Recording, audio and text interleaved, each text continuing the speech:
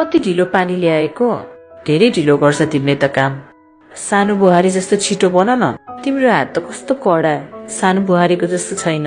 नगरौँ त त्यसो भए आमा। भोलि आउँछौ हो सानो बुहारी तिमी?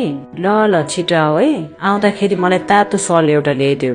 सानो बुहारी आउन लागेको थियो, खाजा पकाऊ भनेको होइन? पकाउन लागेको थिएँ त आमा। कति दिनपछि आयो त तिमी त। कति याद गर्नुहुन्छ आमाले तिमीलाई? आउँदै गर न यसो। हुन्छ आमा, तपाईँले भन्नुभएको सल र तपाईँलाई मनपर्ने निम्की ल्याइदिएको छु, लिनुहोस्। ए ठुलो बुहारी, जा जा हाम्रो लागि चिया लिएर आएछ त, अनि अलिकति खानेकुरा पनि। ल लिनुहोस्। लिउ त सानो बुहारी, तिम्रो लागि बनाइराखिदिएको। भइहाल्छ नि आमा। ओहो छोरी ज्वाई पनि आउनु भएछ त। नमस्ते दिदी भिनाजु। सानो आउनुहोस् न, बुहारी बस्नुहोस्। तिम्रो काम छ भनेको होइन? के गर्नु, सानो बुहारीको धेरै काम हुन्छ, भ्याउँदै भ्याउँदैन। मैले जति काम गरे पनि आमाले देख्दैन। जहिले सानो बुहारी।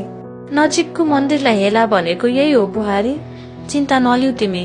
धन्न तपाईँहरूले त देख्नु भएको रहेछ नि है दिदी। अब 1-2 दिनलाई सानो बुहारीकोमा लान्छु भनेको छ, हेरौँ न के गर्छ।